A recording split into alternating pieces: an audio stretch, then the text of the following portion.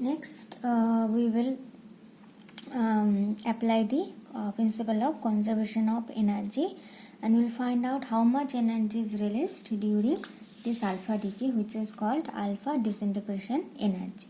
Okay. So first let us consider an atomic nucleus. Okay, X of the symbol XZA, that is with mass, atomic number Z and mass number A.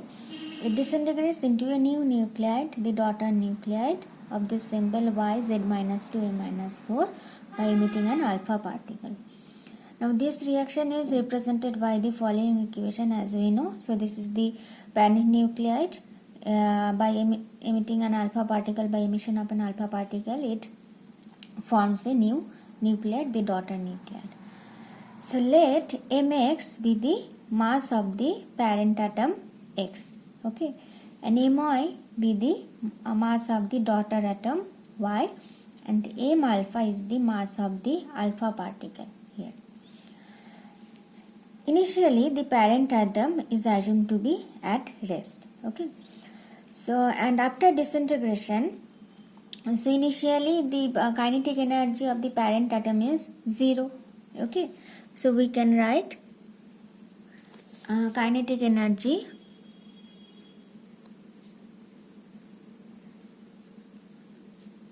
of parent atom if we use this symbol Tx is equal to 0. So after disintegration, the kinetic energy of the daughter atom, daughter nucleus, is Ty, and kinetic energy of the alpha particle is T alpha.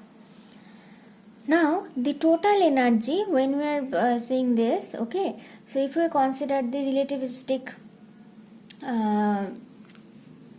approach, if we take the relativistic approach, then total energy of the particle is sum of its kinetic energy and rest mass energy. So you can assume that these masses here, mx, my, m alpha, are basically the rest mass. So total energy of a particle is the sum of, will be kinetic energy and rest mass energy. So for example, take the daughter atom or daughter nuclide Y. What will be its total energy? It will be its kinetic energy, which is Ty, plus rest mass energy, which is my c square.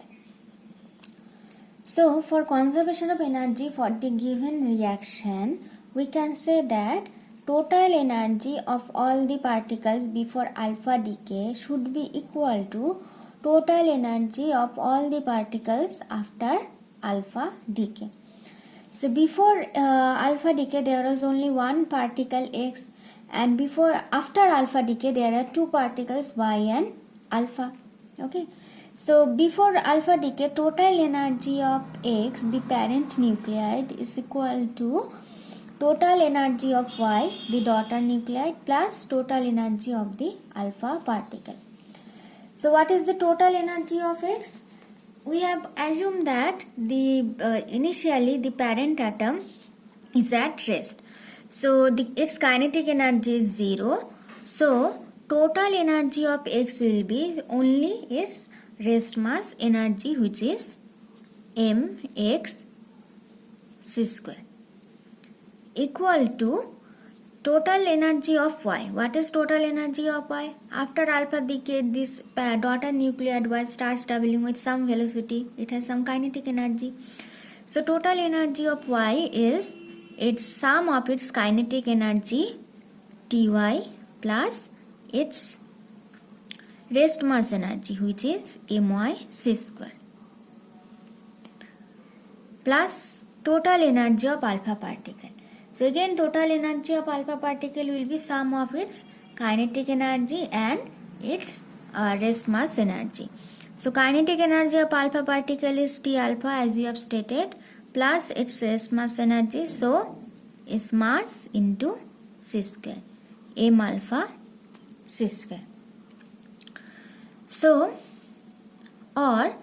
if we write all the mass terms on the left hand side, we get mx c square minus my c square minus m alpha c square equals to, on the right hand side only these two terms are left, okay, or just making some rearrangement, we write taking c square common, mx minus my minus m alpha into c square equals to ty plus t alpha, okay. Now here we will use directly use one thing directly, that the energy released during any process or alpha decay is equal to this, mx minus my minus m alpha c square.